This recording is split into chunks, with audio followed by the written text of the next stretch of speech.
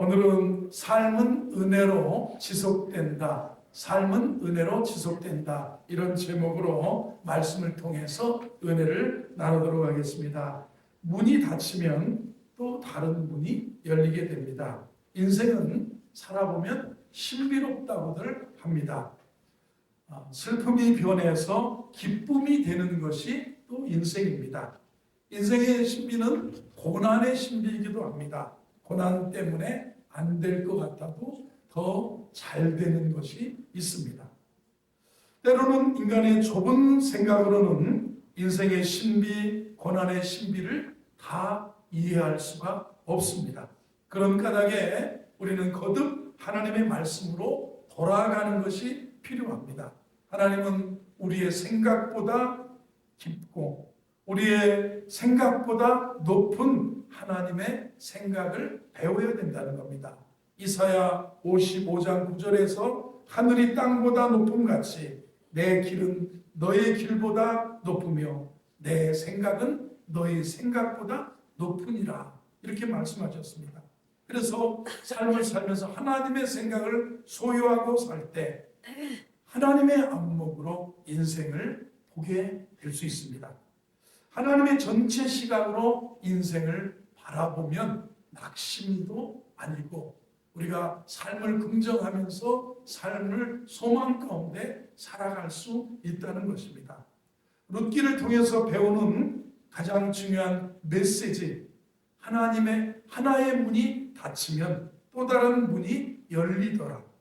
인생은 얼마든지 역전될 수 있고 삶은 절망 가운데도 은혜로 지속된다고 하는 것을 배울 수가 있습니다.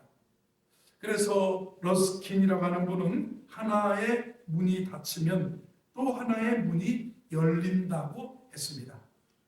그래서 인간의 절망은 하나님의 희망의 시작일 때가 많다는 것입니다. 그래서 룻기 전체에 흐르는 하나님의 은혜는 인생을 역전시키는 은혜, 삶을 지속시켜 주시는 은혜라고 볼 수 있겠습니다.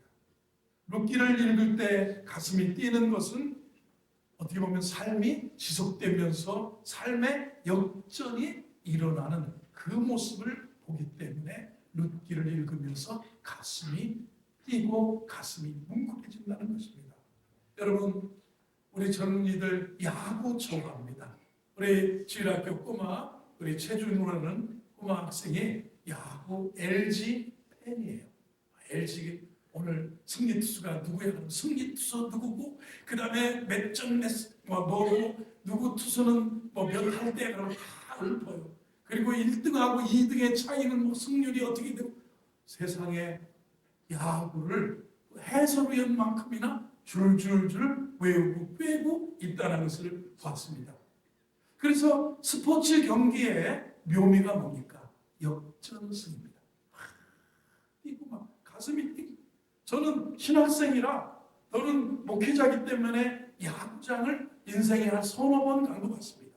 제가 텍사스에 있을 때 박찬호가 볼을 던진다고 그래가지고 볼팍 경기장에 가서 제일 꼭대기에 이 몇만, 8만 관중인가요? 거기 있는데 제일 꼭대기에서 세 번째 줄인데 40불이에요.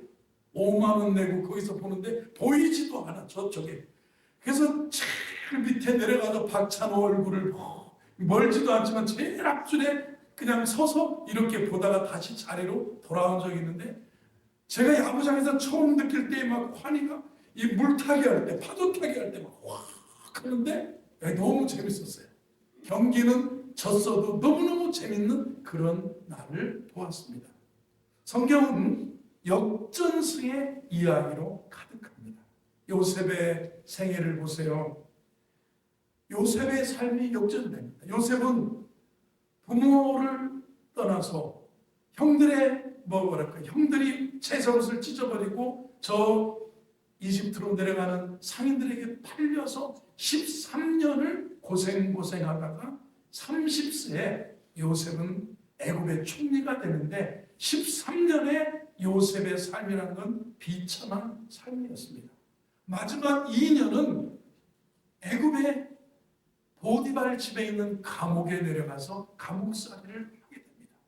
거기서 시중을 들고 감옥살이를 하는데 어느 날 떡 굽는 관원장, 술 맡은 관원장의 꿈을 해석해주고, 그리고 또 잊혀지다가 바로왕이 꿈을 꾸었는데 해석할 사람이 없을 때 그 관원장이 요셉을 추억하고 요셉을 천가하는 바람에 13년 만에 요셉의 인생에 일약 바로의 꿈을 해석하면서 역전되는 거예요. 애굽의 최강대국의 총리로서 7년 풍년, 7년 6년을 다스리며 애굽을 통치하는 사람으로 바뀌어지는 거예요. 제가 학생 때 전도사님이 에스더서를 강의하는데 막 가슴이 뛰더라고요. 에스더가 죽나?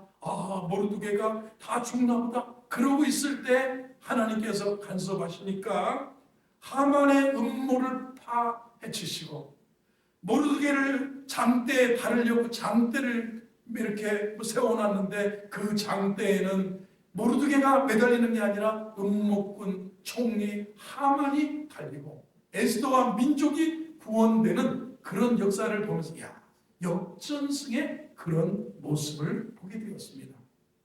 하나님의 은혜는 깨달음의 은혜입니다. 하나님은 인생을, 삶을 지속하게 하고 은혜로 삶을 역전시키는 하나님이라는 사실을 믿으시는 저와 여러분 되기를 바랍니다. 그런데요, 삶은 지난주에 우리가 이 룻기서를 보면서 엘리멜렉이라고 하는 사람이 흉년의 때에 성령님과 말씀의 인도함 없이 그저 모압으로 이민 가서 죽었어요. 그리고 나오미가 남겨지고 두 아들과 두 며느리가 남겨졌는데 또 10년쯤 되니까 그 두 아들이 죽었어요. 엘리멜렉 죽고 두 아들이 죽었고 남겨진 사람은 나오미가 남았고 오르바와 룻이라는 며느리가 남았더라. 이게 1장 1절부터 5절까지의 이야기입니다. 삶이 역전되려면요, 남은 것에 초점을 맞출 때 삶은 지속될 수 있어요. 우리는 죽은 것, 엘리멜렉이 죽었고 두 아들이 죽었어요.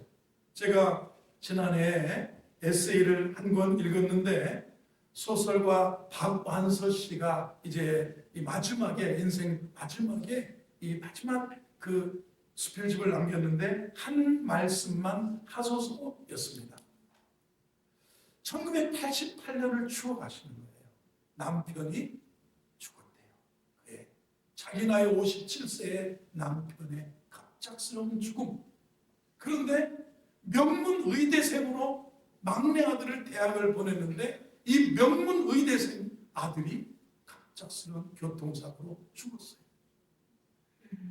그 심경을 고백을 하는데 아무런 음식을 먹을 수가 없고 먹으면 앞으로 먹으면 토하고 그래서 이렇게 말라가니까 부산에 살던 딸이 부산에 자기 집으로 데려가서 저 해운대와 수영만이 내려다보는 높은 고층 아파트에 놨는데 감옥에 있는 것 같고 시시때때로 상을 차려줘도 음식 맛이 하나도 없어서 엄마 죽는다고 수도원에 어머니를 이렇게 모셔다 놨어요. 그리고 갔는데 어떤 사제관에 가서 상담을 하고 기도를 받고 그래도 아무런 위로가 되지 않고 그 다음에 수녀님이 위로해줘도 안 되고 신부님이 뭐라고 해도 위로가 안 되고 또 어떤 누가 뭐라 위로해도 장가도 안 간 분이 결혼도 안 한 분이 내 자식 잃은 심정 남편 잃은 심정을 알겠습니까 하면서 밥만 먹고 그러더라는 거예요.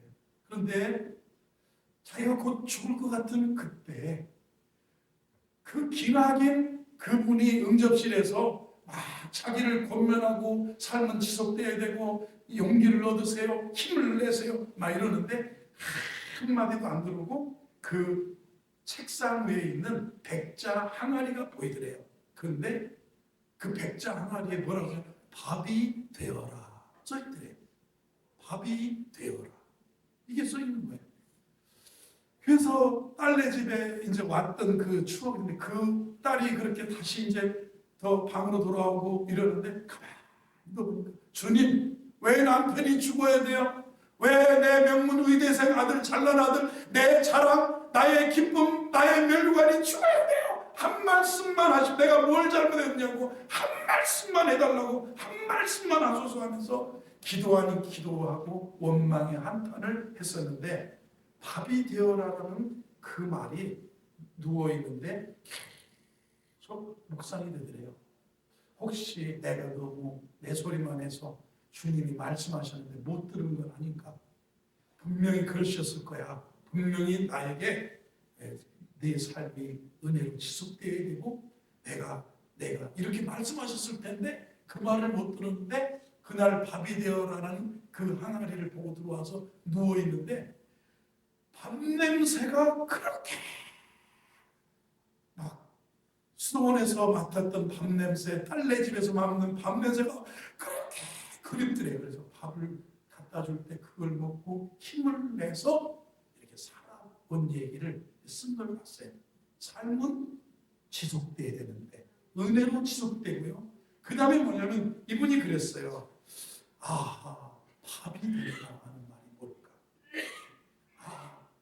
구약성서의 룻은 베들레헴 떡집으로 돌아가죠. 베들레헴이 떡집이라는 풍요의 고장으로 돌아가기를 결심하는 거예요.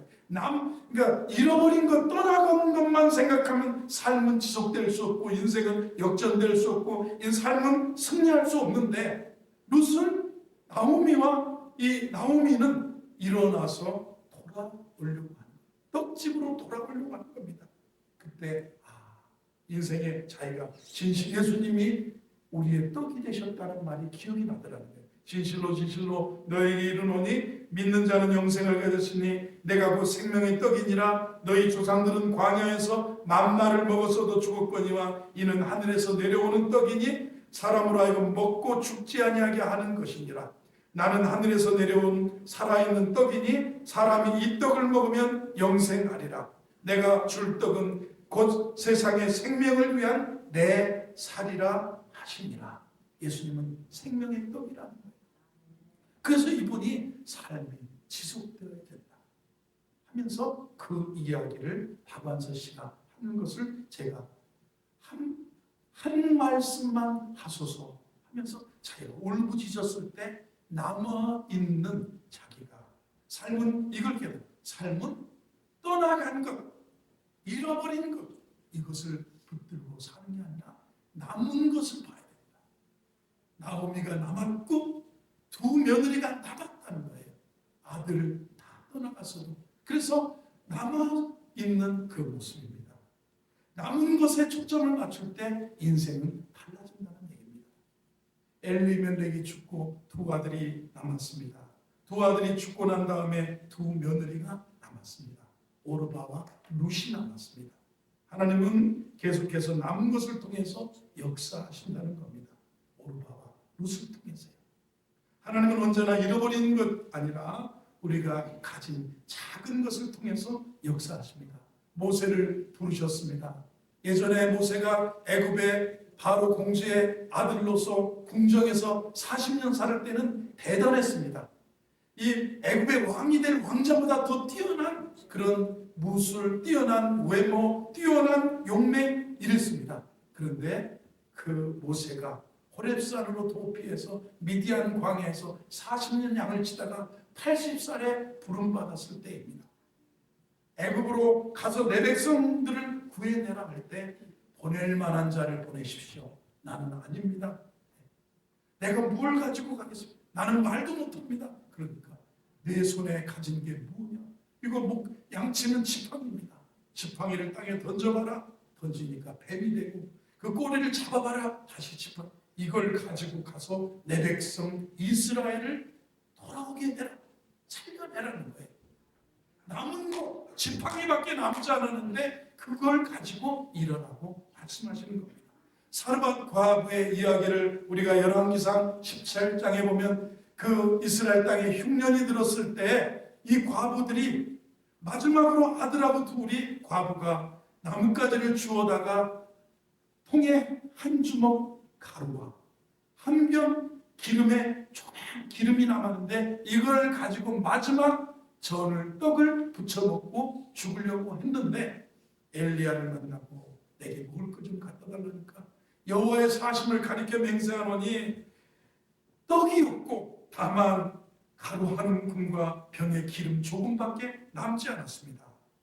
그때 먼저 가서 그것을 하라고 남은 거죠. 여호와의 사심을 가리켜 맹세하노니 그 통에 가루가 다함이 없고 그 병의 기름이 끊어지지 아니하니라. 남은 것 가지고 역사하시는 하나님을 우리가 볼 수가 있습니다. 우리가 어디에 초점을 맞출까를 한번 생각해 보세요. 닫힌 문, 우리 인생에 잃어버린 것, 떠나버린 사람에게 초점 맞추고 살아갈 것이냐, 아니면 앞으로 하나님의 은혜로 열릴 문, 아직도 남아있는 것, 아직도 남아있는 사람에게 초점을 맞출까를 선택해야 된다는 것을 말해주는 겁니다. 나오미는 남편을 잃고 두 아들을 잃었는데 그녀에게는 아직 남은 게 자기 자신이 남았고, 그리고 누가 남았습니까? 두 며느리가 남았습니다. 절망의 순간에도 희망을 선택할 수 있는 선택의 능력이 중요하다는 것입니다. 저와 여러분, 그래서 이렇게 삶은 지속되어야 됩니다. 한 번 더 하겠습니다. 삶은 지속되어야 합니다. 보세요. 그리고요, 5절, 6절을, 오늘 6절을 읽어보겠습니다. 6절을 보면요, 인생은요, 돌아설 때 철저한 회개를 통해서 인생은 달라집니다. 그 여인이 모압 지방에서 여호와께서 자기 백성을 돌보시사 그들에게 양식을 주셨다함을 듣고 이에 두 며느리와 함께 일어나 모압 지방에서 돌아오려고 하고 있습니다. 나오미의 생애가 또 룻의 생애가 역전될 수 있었던 것은 잘못된 길에서 돌이킬 줄 아는 데 있었습니다. 나오미는 돌아올 줄 알았어요. 회개할 줄 알았어요. 여러분, 돌아온 탕자라는 얘기 들어보셨죠?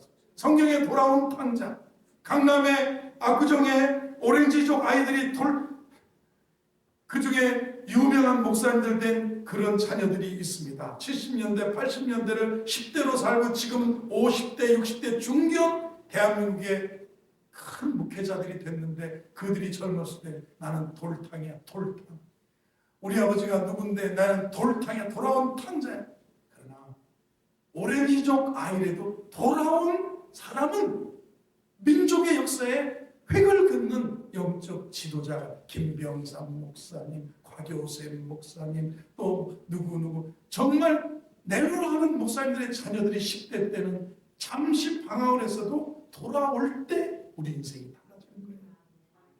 나오미는 지금 회개하고 있는 겁니다. 회개라는 방향을 바꾸는 겁니다. 잘못된 길에서 돌아오는 겁니다.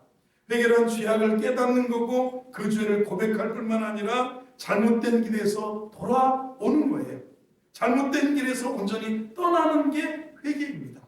그때 하나님의 새로운 치유의 역사를 하나님이 일으켜 주시고요, 역전승의 계기를 만들어 주시고 그러는 거예요. 근데 우리의 잘못된 인생의 궤도가 있다면 수정할, 인생의 삶의 궤도를 수정할 때가 반드시 있어요. 이거를 입술만의 회개가 아니라 삶의 궤도가, 이 열차의 궤도가 있는 것처럼 이 수레바퀴가 이렇게 계속하면서 입술만 쥐가 잘못했어, 쥐가 잘못했어가 아니라 인생의 궤도를 수정할 때 인생이 달라지는 거예요. 그렇죠? 6절도 보겠습니다. 7절을 보겠습니다. 있던 곳에서 나오고 두 며느리도 그와 함께하여 유다 땅으로 돌아오려고 길을 가다가, 삶의 궤도를 수정할 때는요, 뭐예요? 하나님 음성을 들어야 되는데 음성을 듣기 위해서 그냥 무조건 모압에서 살던 삶을 사는 게 아니라 멈춰서서 하나님의 음성을 듣기 위해서 멈춰서요.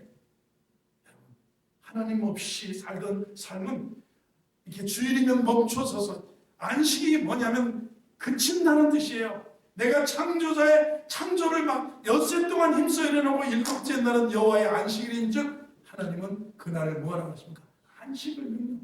그친다, 멈춘다, 쉰다, 그리고 하나님을 예배하는 그런 의미가 있어요. 그래서 하나님의 음성을 듣기 위해서 멈추어서셔야 됩니다. 회개는 하나님의 음성을 들을 때 일어나는 영적인 사건입니다. 고통 중에 있던 나오미가 어느 날 소식을 들었습니다. 5절에서 6절에서 들었다는 거예요.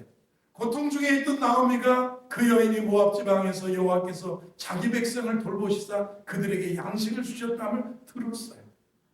무엇을 들었냐? 하나님 소식을 들었습니다. 복음을 들었습니다. 하나님이 자기 백성을 권고하셔서 그들에게 양식을 주셨다는 소식을 들었어요. 우리 영혼이 사는 길은 하나님의 음성을 듣는 길이에요.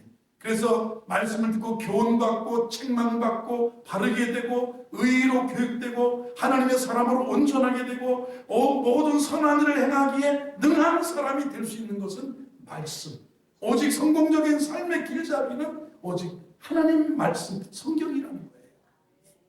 여러분, 도덕의 나침반이 TV를 보니까, 뉴스를 보니까 항상 신문과 뉴스에는 뭐라 그럴까요? 그 다른 뒤에 행간이 있는 것이고 복선이 깔린 것이고 있는 사람 음모론자들의 음모가 달려서 나오는 것이기 때문에 세상은 그대로 보는 것이 아니라 항상 우리가 하나님 앞에 멈추어 서서 하나님의 음성을 듣는 겁니다. 인생의 궤도를 수정하기 위해서 속도를 줄이고 잠시 멈추어 서서 기도하고 바라봐요. 삶은 속도라고 생각만 하면 안 돼요. 그래요. 열심히 빠른 경주자라고 선착하는 것만은 아니라는 걸 압니다. 다른 사람보다 앞서가기 원한다면 빠른 속도를 배워야 돼요. 그러나 빠른 속도를 실천해야 돼요. 그렇지만 속도를 낼 때 조심해야 되는 것은 속도보다 더 중요한 건 방향이에요. 방향이 잘못됐으면 7절에 뭐합니까? 거기서 나와야 되는 거예요. 있던 곳에서 나오고, 죄악에서 수렁에 빠져 있다면 중독에서, 도박에서, 술 취함과 방탕에서 나와야 되고요. 그죠? 불신의 자리에서 나와야 되고, 믿음의 자리로, 신앙의 자리로, 복의 자리로 나와야 되는 것이죠. 이것이 회개입니다. 인생의 궤도를 삶의 궤도를 수정하는 게 회개라는 겁니다. 이것이 나오미의 인생이 역전될 수 있었던 계기가 되었다는 겁니다. 그래서 나오미는 철저하게 삶을 정리합니다. 모든 것을 정리하고 그때 하나님이 나오미에게 정말 필요한 사람을 남겨주는 거예요. 오르반 돌아가고 룻이 남아서 룻과 함께 인생이 역전되는 모습을 보게 되는 것입니다. 여러분, 여기 보세요. 여기 8절, 9절을, 10절을 보면 이렇게 이제 8절에 보면 나오미가 두 며느리에게 그럽니다. 가라. 여호와께서 너희가 나를 선대해주고 지금까지 함께 한 것처럼 여호와께서 너희를 선대하기를 원하라. 9절을 보세요. 이 시월드를 잘 시어머니와 며느리 여호와께서 너에게 허락하사 각기 남편의 집에서 위로받게 하기를 원하노라. 그들에게 입맞춤에 그들이 그래서 이제 작별의 키스를 하고 보내려고 하는 거예요. 나오미는 따라오니까 보내려고 하는데 막 며느리들 둘이 울면서 아니라는 거예요. 10절을 보겠습니다. 나오미에게 이르되 아닙니다. 우리는 어머니와 함께 어머니 백성으로 돌아가겠습니다 하는 거예요. 이게 이제 시어머니가 며느리들을 배려해서 어머니 집에서 위로받고 남편 만나 행복하게 살기를 한다면서 작별의 키스를 나누는데 울면서 아니라는 거예요. 두 번째 대화가 시작하는 겁니다. 11절에 이렇게 나오미가 또 내 딸들이라고 합니다. 딸 같은 며느리 너희가 어찌 나와 함께 가려느냐. 오늘 내 태중에 남편 될 아들이 아직 있느냐 없지 않느냐. 12절에 또 얘기합니다. 딸들아 되돌아가라. 나는 늙었으니 남편 둘 수 없고 가령 오늘 소망이 있어서 내가 남편을 두고 자식을 가져도 어떻게 그가 자라기를 기다리겠느냐. 13절에 그럽니다. 너희가 어찌 그들이 자라기를 기다리겠느냐. 어찌 남편 없이 지내겠다고 결심하느냐. 여호와의 손이 나를 치셨으므로 나는 너희로 말미암아 또 마음이 아프도다. 이 시어머니와 며느리의 대화. 여러분, 시월드라는 말이 있죠. 시월드. 시집 세상을 얘기하는 거죠. 한국 며느리들은 시월드는 멀리하는 게 행복한 거다 이렇게 얘기해요. 이지연 씨라고 하는 분이 한국일보에서 연재한 유행어 사전에서 이렇게 시월드를 이렇게 정의했습니다. 소리 자체만으로는 시월드는 테마파크 이름처럼 들린다. 시월드라는 말은 결혼한 여성의 입장에서 과거의 시댁이라고 불렸던 것이 알고 보니 같은 세계 안에 있는 어떤 다른 집이 결코 아니라 아예 전혀 다른 세계, 그러니까 시자를 돌림자로 쓰고 있는 다른 종족의 사람들, 시아버지, 시어머니, 시누이, 시올케 등이 살고 있는 세계라는 통찰을 강조한 것이 시월드라는 거예요. 온통 삶의 지뢰밭이라는 겁니다. 시월드에서는 성격 좋고 능력 있고 똑똑한 여성들도 끊임없이 시어머니의 친구 며느리와 비교당하게 되면서 마침내 이 세계에서는 모든 사람이 서로 끊임없이 피곤하게 만들거나 크든 작든 서로 학대를 하고 서로 상처를 입히게 되는 게 시월드라는 거예요. 어차피 한국의 시월드에서 모든 사람은 상처를 주고받을 수밖에 없다는 거예요. 이 세계는 단지 젠더라는 세대라는 문제점에서가 아니라 문제가 있는 것은 아니고 이 세계는 노동, 계급, 재산, 지역, 나이 등의 다른 여러 요인들에 있어서 수직적인 것과 동시에 수평적인 것이 얼기설기 짜여 있어서 가족사회에서 폭력적 정서로 얼룩져 있는 세계라는 거예요. 이걸 이제 시월드를 읽어드렸는데 그렇죠. 시자만 들어가도 싫어하고 시자 들은 곳에서 가져온 김치는 원래 맛없고 신자 들은 집에서 가져온 그것은 맛있고 이렇게 시월드인데 나오미와 두 며느들의 이 모습은 우리들에게 어떻게 보면 나오미의 그 사랑, 두 며느리를 배려하는 마음. 그런데 13절을 봅니다. 14절을 봅니다. 이렇게 이제 나오미가 룻과 오르바에게 얘기했더니 그들이 소리 높여 다시 울며 오르바는 그 시어머니에게 입 맞추고 작별의 키스를 나누고 돌아가고 누가 룻은 그를 붙쫓았다. 악역들처럼 딱 붙어서 이렇게 내 따라더라. 아닙니다. 어머니 가는 곳에 나도 가고 어머니 하나님 내 하나님 되고 어머니 죽는 곳에 내가 함께 죽을 텐데 그렇지 않으면 여호와께서 내게 벌을 내리기를 원한다. 다음 주에 살펴보겠지만 그런 결단으로 룻이 따라오면서 오늘 뭡니까? 삶이 지속되는 나오미의 삶은 지속되어야 됩니다. 삶은 어떻게 됩니까? 은혜로 지속되는 것이고요. 중요한 겁니다. 오늘 근데 선택을 통해서 인생은 결정된다. 오르바의 선택. 누가 정죄하지 않습니다. 어떤 설교자는 오르바를 막 정죄합니다. 나오미를 시어머니가 잘못됐다고 얘기합니다. 이거는 성경 위에서 자기가 똑똑한 척하는 거예요. 성경은 그냥 그 가족을 이야기하면서 어머니가 돌아보내기를 원하는 그 마음, 사랑의 마음으로 돌아가라. 아니 보아스를 만날 줄 모르는 거죠. 야야, 혹시 성경에 보니까 보아스 만나더라 너는 나를 무조건 따라와라. 이런 시어머니도 이건 완전히 안 되는 거죠. 그런데 무엇입니까? 자기가 판단하면서 나오미가 잘못됐느니 오르바가 무조건 잘못됐느니 말하는 것은 성경을 넘어서 자기가 성경 위에서 판단하는 거라는 거예요. 성경이 보여준 것은 오르바는 돌아가야 되는 게 좋겠다 생각해서 입 맞추고 돌아가. 나오미는 룻은 나오미가 불쌍하여서 어머니 하나님이 내 하나님 되고 어머니 백성이 내 백성 되고 내가 죽는 일에 어머니를 떠나면 나는 안 될 것 같습니다. 내가 가겠습니다. 이 악역 불처럼 딱 붙어서 따라오는 그 선택이 인생의 역전의 기회가 됐다는 겁니다. 여러분 그렇죠. 남은 것에 초점을 맞출 때 인생은 지속될 수 있고 복된 열매가 맺을 수 있습니다. 잃어버린 것, 떠나버린 것, 다친 것에 초점을 맞추지 말고요. 철저한 회개를 통해서 인생은 달라집니다. 돌아와야 돼요. 주께로 가까이 주께로. 혹시 이 자리에 있는데도 예수 안 믿으면 예수님께로 와야 돼요. 하나님께로. 믿음으로 달려가야 돼요. 믿음으로 살아야 돼요.